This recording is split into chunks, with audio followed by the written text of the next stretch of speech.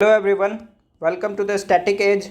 आज हम इस वीडियो में देखेंगे 16 मार्च के करंट अफेयर्स को और उसे हम अपने स्टैटिक पोर्शंस के साथ लिंक करके पढ़ेंगे। तो चलिए शुरू करते हैं। सबसे पहले ओवरव्यू दे दूं तो इलेक्शंस के नोटिफिकेशन आई है, तो उसके बाद है राज्यसभा इलेक्शंस।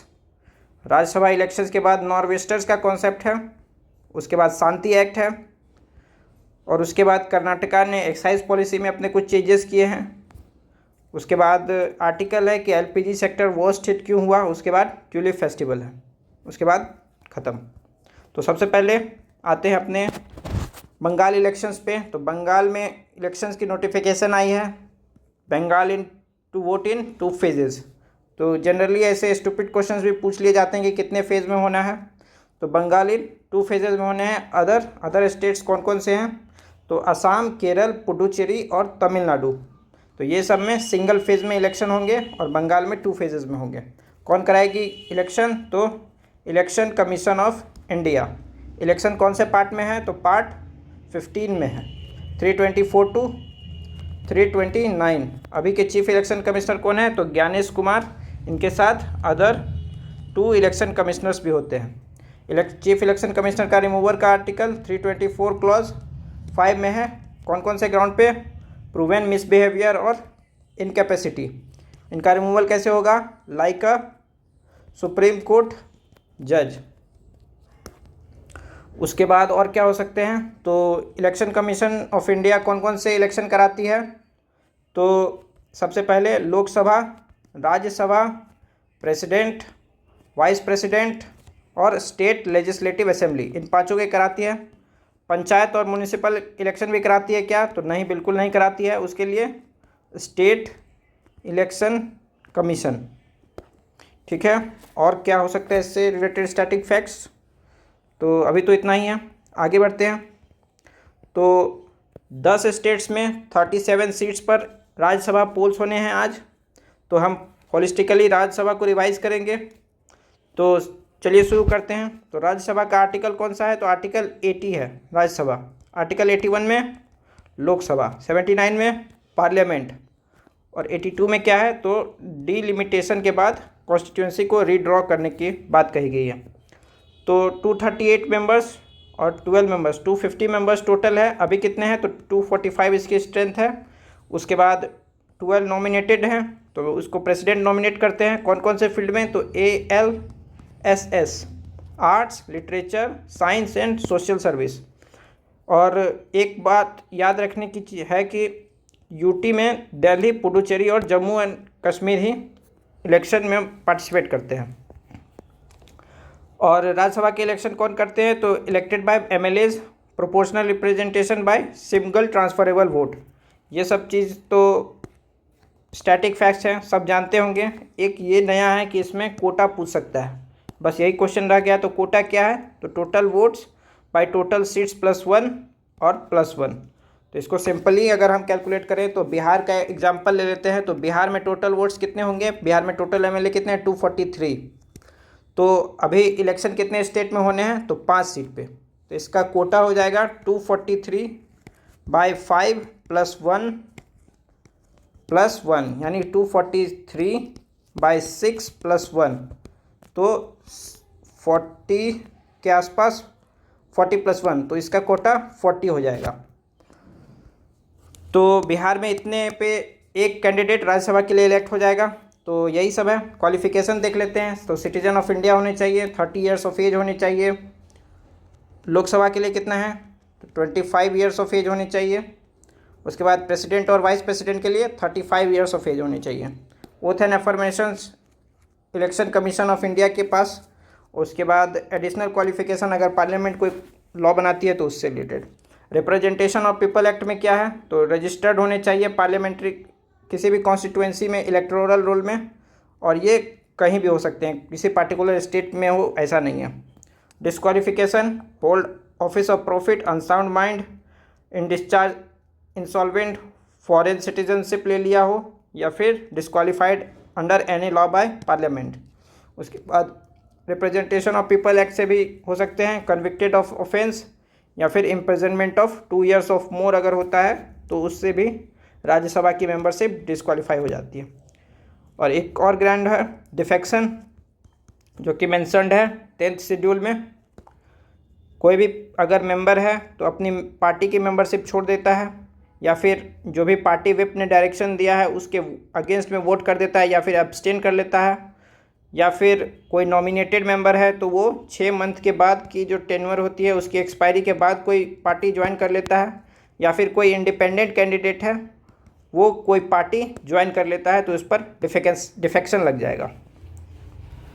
उसके बाद है concept nor'wester wreaks havoc in Orissa to date. तो हम पढ़ेंगे नॉर्वेस्टर्स होते क्या हैं। तो nor'wester pre monsoon thunder storm है। अभी देख रहे होंगे कि गर्मी कितनी पड़ रही है, जिसके कारण गर्म हवा जो है ऊपर उठेगी तो यहाँ वैक्यूम हो जाएगा। ये धरती है तो गर्म हवा उठी तो यहाँ पे वैक्यूम क्रिएट हो जाएगा, तो आसपास की जो हवाएं हैं उसको फिल करने के लिए क्विकली रश करेंगी, तो उससे जो है क्या होगा, तो वायलेंट थंडरस्टॉर्म होगा। और ये जनरली अभी ईस्टर्न इंडिया में हुआ है, उड़ीसा के पास। तो बंगाल में इसी को काल बैसाखी कहते हैं, और आसाम में क्या कहते हैं, बारदोली चीरा। कौन कौन से एरिया, वेस्ट बंगाल, असम, झारखंड, बिहार, उड़ीसा, ये सब इफेक्टेड होते हैं। इसके कैरेक्टरिस्टिक लेट आफ्टरनून में जब गर्मी पीक पे होती है 1 और 2 घंटे के लिए होता है, और वेरी स्ट्रॉन्ग विंड्स, बहुत तेज़ हवा, और रेनफॉल भी हो सकती है। उसके बाद इसके कुछ पॉजिटिव एस्पेक्ट्स, तो provides rain for crops in T, rice, jute, but also damages crops. इतने स्ट्रॉन्ग विंड्स है तो क्रॉप्स तो डैमेज होंगे। कॉजेज़ क्यों हैं, तो वही high temperature in eastern India during pre monsoon. अभी मार्च के महीने में ही इतनी सारी गर्मी आ गई है तो हाई टेम्परेचर हो गई है। उसके बाद moist winds from bay of Bengal, rainfall का कारण। उसके बाद instability in atmosphere when hot air rises rapidly. तो वही जो मैंने पहले बताया था वही इसी से रिलेटेड मैंगो सावर्स हैं, लेकिन इससे थोड़े डिफरेंट होते हैं। ये साउदर्न इंडिया में होते हैं अप्रैल से मई के महीने में। इसमें मॉडरेट रेनफॉल होता है। इसमें क्या होता है, हाई विंड्स प्लस रेनफॉल होते हैं, स्ट्रॉन्ग विंड्स होते हैं। इसमें क्या होते हैं, तो मॉडरेट रेनफॉल होते हैं, और ये राइपनिंग ऑफ मैंगो के लिए होता है, और केरल कर्नाटक में होता है। उसी तरह ब्लॉसम सावर्स, ये कॉफ़ी के जो प्लांट होते हैं उसमें फ्लावर्स कराने के लिए इम्पॉर्टेंट होता है ब्लॉसम सावर्स। ये भी कर्नाटक, केरल, तमिलनाडु के रीजन्स में, और ये मार्च से अप्रैल के महीने में होता है। अब आते हैं अगले टॉपिक पर। तो शांति एक्ट है। तो इसमें यही बताया जा रहा है कि अगर हम लोग यूरेनियम पे डिपेंड होते हैं तो यहाँ पे ये बात कही गई है। तो हमारा टारगेट है 100 gigawatt by 2047 from nuclear energy. तो इसके लिए जो है हम लोग को 18,000 से 20,000 टन यूरेनियम एनुअली लगेगा। तो ये सब डेटा याद करने का जरूरत तो नहीं है, बस ये टारगेट एक याद रखना है कि 100 गीगावाट बाय 2047। इसी में बात कही गई है कि अगर हम लोग इस रफ्तार से, अगर इतने का टारगेट है हमारा, तो उस हिसाब से वर्ल्ड का भी कुछ कंजम्पशन बढ़ेगा। तो उसके बाद उसी में बात की गई है कि हम लोग जब 100 गीगावाट पे पहुंचेंगे तो वर्ल्ड की रिक्वायरमेंट 380 से 1400 गीगावाट पे हो जाएगी। तो उसके बाद उसमें 8 million ton of uranium reserve जो अभी हैं तो वो तेज़ी से 3 डेकेड में ख़त्म हो जाएगा। तो उसी के बात कही गई है कि ये जो है सस्टेनेबल नहीं है, और इससे हमारा सप्लाई क्रंच भी आ जाएगा। तो इसलिए जो है हम लोग को यूरेनियम पे डिपेंडेंट नहीं होना है। हम लोग को किस पे डिपेंड होना चाहिए, थोरियम पे। थोरियम पे क्यों, तो इंडिया के पास यूरेनियम के रिज़र्व बिल्कुल नहीं है, बहुत कम है, लेकिन थोरियम के रिज़र्व जो है one of the world's largest reserves हैं। थोरियम कहाँ पाया जाता है, तो मोनाजाइट सैंड्स में, जो कि कहाँ है, केरल में। तो उसी की बात कही गई है इस आर्टिकल में। तो उसी में समझाया गया कि हम लोग के लिए कैसे थोरियम यूज़फुल है। तो उसी के समरी के बाद यहाँ पे, तो India currently depends heavily on imported uranium nuclear power. Uranium is limited and difficult to obtain. India has very large reserves of thorium. Kerala, monazite sands. India's long-term plan is to shift from uranium based to thorium based, which is safer and more sustainable. इससे क्या होगा, तो हमारी dependency ख़त्म होगी, clean energy मिलेगा और energy security भी बरकरार रहेगी। स्टैटिक एज में शांति एक्ट देख लेते हैं। तो शांति एक्ट क्या कहता है कि जो न्यूक्लियर सेक्टर है इंडिया का, जो पहले गवर्नमेंट मोनोपोली थी, अब उसको प्राइवेट सेक्टर के लिए ओपन कर दिया गया है। तो allow private sector participation in nuclear energy, promote research and development in advance sectors, develop thorium fuel cycle technology, build small modular reactors. Small modular reactors मतलब क्या हुआ कि छोटे स्केल पर रिएक्टर बनाएंगे जो कि सेफ़ भी हों, चीपर हो और तेज़ी से बना सकें। उसके बाद India expand India's nuclear power capacity, ये तो है ही, और इसका टारगेट इंडिया का 100 गीगावाट बाय 2047। उसके बाद 3 स्टेज न्यूक्लियर पावर प्रोग्राम को भी देख लेते हैं। ये होमी जहांगीर भाभा का कॉन्सेप्ट है। तो इसमें हम लोग क्या करेंगे, तो यूरेनियम 238 को एक फैक्ट्री में डालेंगे। फैक्ट्री का नाम है प्रेशराइज्ड हैवी वाटर रिएक्टर। तो इसमें चेन रिएक्शन होगा। चेन रिएक्शन आप पहले भी पढ़ चुके होंगे। इसमें 2 चीज़ याद रखना इम्पॉर्टेंट है। तो रिएक्शन को अनचेन्ड होने से, मतलब अनकंट्रोल्ड होने से बचाने के लिए रॉड्स लगते हैं। तो वो रॉड्स किसके बने होते हैं, तो बोरोन कैडमियम के। ये न्यूट्रॉन को एब्जॉर्ब कर लेते हैं, एक्स्ट्रा न्यूट्रॉन जो निकलते हैं। और उसके बाद इसमें क्या होता है, न्यूट्रॉन को स्लो डाउन करने के लिए हम लोग एक चीज़ यूज़ करते हैं, उसका नाम है हैवी वाटर, और ग्रेफाइट भी यूज़ करते हैं। तो ये सब याद रखना इम्पॉर्टेंट है। तो ये सब इस चीज़ में होता है। इससे हम लोग को क्या मिलेगा, इलेक्ट्रिसिटी मिलेगा और बाय प्रोडक्ट पे प्लूटोनियम मिलेगा। प्लूटोनियम को हम दूसरी फैक्ट्री में लेंगे, उसमें थोरियम मिला के फास्ट ब्रीडर रिएक्टर में डालेंगे, उससे इलेक्ट्रिसिटी मिलेगा और फिर यूरेनियम 233 मिलेगा। इसको फास्ट ब्रीडर इसलिए कहते हैं कि जितना फ्यूल ये कंज्यूम करेगा उससे ज़्यादा फ्यूल हम लोग को यहाँ बना के देगा। तो फिर यूरेनियम 233 को फिर से थोरियम के साथ मिला के इसको एडवांस हैवी वाटर रिएक्टर में डालेंगे, जिससे इलेक्ट्रिसिटी बनेगा। तो ये है इंडिया का 3 स्टेज न्यूक्लियर पावर प्लांट। उसके बाद आगे आप बढ़ते हैं। तो behind Karnataka liquid tax tweak from price to alcohol content. तो कर्नाटका ने अपने पॉलिसी में चेंजेस लाए हैं कि अब मान के चलिए पहले क्या था कि 500 रुपये की अगर लिक्विड कोई बेच रही है तो उस पर अगर सरकार ने 10% टैक्स लगाया तो टैक्स कितना हो गया, 50 रुपीज़ का टैक्स गवर्नमेंट को चला जाएगा। लेकिन अब इससे हट के कर्नाटका गवर्नमेंट कह रही है कि अगर ये 500 का ड्रिंक है लेकिन इसमें 10% ही अल्कोहल है, तो इस 10% पे ही टैक्स लगाएंगे हम लोग। तो उसी की बात की गई है, behind Karnataka's liquid tax tweak from price to alcohol content. अब सिर्फ अल्कोहल जितना है उस बेसिस पे टैक्स लगेगा। अब आगे बढ़ते हैं। तो ये इंडिया का फर्स्ट है ऐसा, तो ये इम्पोर्टेंट हो जाता है, इसलिए मैंने इसे डाला है।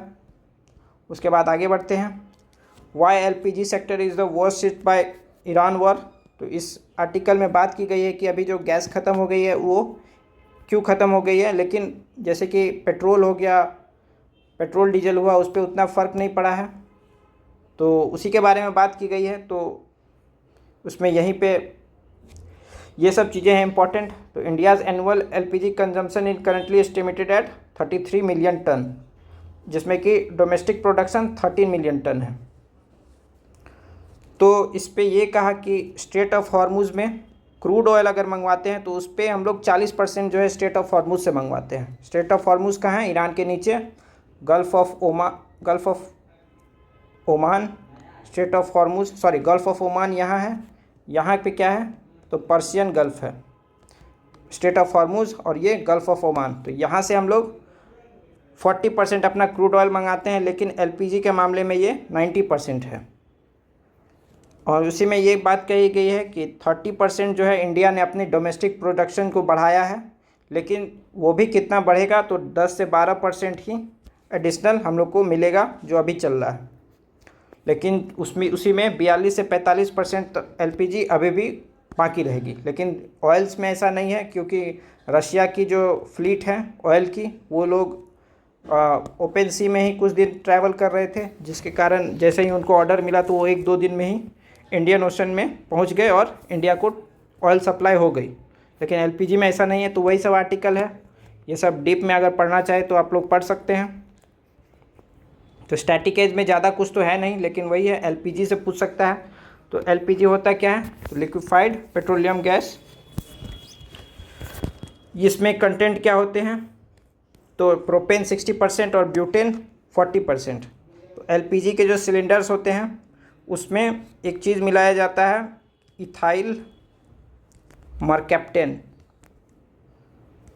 इससे क्या होता है, जो अगर गैस लीक होता है तो उससे हम लोग को स्मेल आती है, तो ये पूछ सकता है। उसके बाद सीएनजी को बोलते हैं कंप्रेस्ड नेचुरल गैस। इसमें क्या होता है, तो मीथेन होता है।